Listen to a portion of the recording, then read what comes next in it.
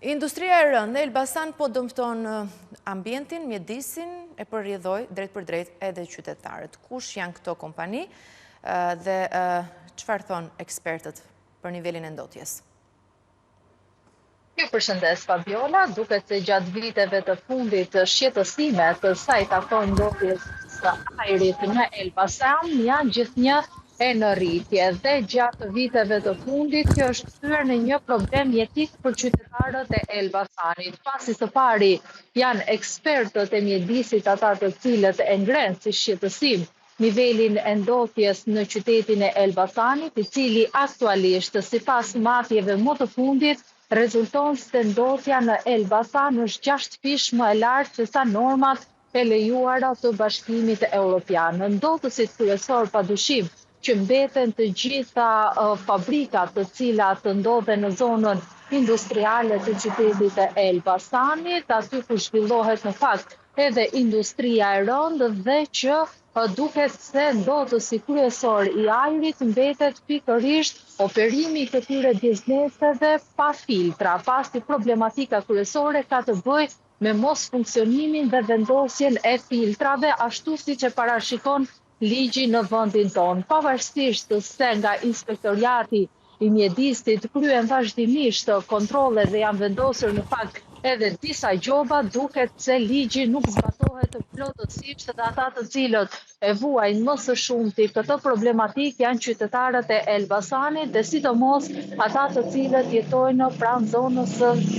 ish metalurgjikut në qytetin e Elbasanit. Rritja e bizneseve të cilët operojnë në këtë zonë dhe po ashtu një shtim i konsiderueshëm i automjeteve që qarkullojnë në qytetin e Elbasanit janë duke kthyer në 2 nga faktorët që po ndikojnë drejt për së drejti në rritjen e nivelit të ndotjes në Elbasan. Ekspertët e mjedisit në fakt apelojnë sërish, pavarësisht se ka vite tashmë që apelohet për kontrolle dhe gjoba më të shtuara ndaj bizneseve të cilët zhvillojnë industrinë e rëndë dhe si rrjedhoj ndosin edhe ambientin, pasi kontaminimet dhe gazrat, metalet që çlirohen nga ato fabrika që zhvillojnë industrinë e rëndë janë me pasoja të drejt për drejta në shëndetin e njerëzve. Siç thonë ekspertët, qytetarët e shumtë në Elbasan tashmë, një pjesë e mirë e tyre kanë probleme sa i takon rrugëve të frymarrjes, por gjithashtu edhe probleme të tjera shëndetësore, pasi një nga shqetësimet më të mëdha të ngritura nga ekspertët ka të bëjë me ditët kur ka reshje shiu. Të gjitha grimcat e pluhurit të ndotura që ngrihen në ajër në ditë me diell, në rastet kur ka reshje shiu, bien kryesisht në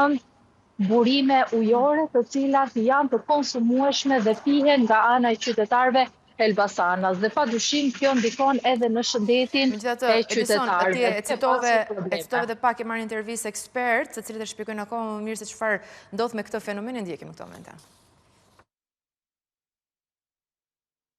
Këtu ka një trubullirë të madhe teknologjike, e cila u kushton qytetarëve shëndetin e tyre. Pra u rrezikon shëndetin. Shton kostot e mjekimit,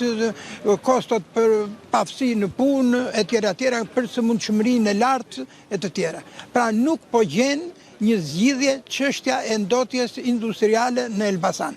Kjo është për të ardhur keq, organet kompetente, shtetërore, lokale edhe qendrore duhet ta shikojnë seriozisht këtë punë për të dhënë zgjidhje sa më parë. Nga matjet që bëm kohët e fundit para një muaji ishte 6 fish në metalurgji në zonën industriale, ishte 6 fish niveli i ndotjes së ajrit nga PM2.5 e tjera. Është një gjendje alarmante që duhet shqetësohen të gjithë ata që janë vendimarrës edhe që kanë mundësi të ndryshojnë gjendjen. Ndotjet e mëdha që ishin krijuar kohët e fundit nga operatorët që zhvillojnë bizneset në zonë industriale ish kombinati metalurgjik, ishte bërë pa durueshme si nga qytetarët që vishin ankesat shumëta, por edhe nga ana jonë që inspektoshim e monitoroshim thush se çdo ditë, nëpërmjet kërkesës së drejtuar Agjencisë Kombëtare të Mjedisit, nëpërmjet kërkesës drejtuar IKMT-s, sepse është dhe detyra atyre që merren me këtë problem për krimin mjedisor, nga ana tyre u bën ndërhyrje më e hershme, u morën masë administrative të niveleve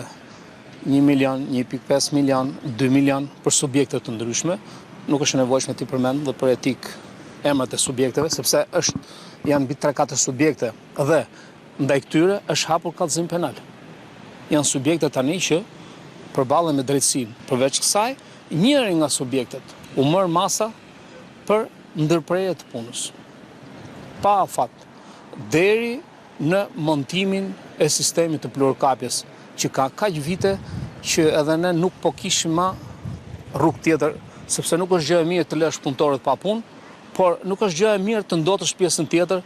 të sëmurësh apo të kesh probleme të natyrave të ndryshme në popullsi. Edisona, a merren masa ndaj këtyre bizneseve?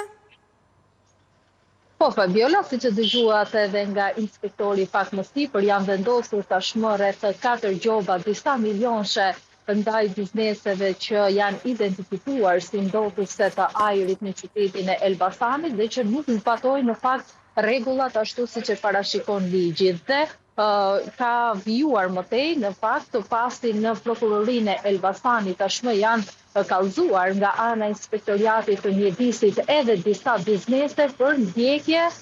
pasi ndotja që këto biznese ka shkaktuar është vërtet shqetësuese. Pra, gjatë këtyre viteve, të paktën në 3 apo 4 vitet e fundit, edhe institucionet vendore janë duke marrë shumë seriozisht ndotjen e mjedisit, pasi tashmë kanë filluar të ndjehen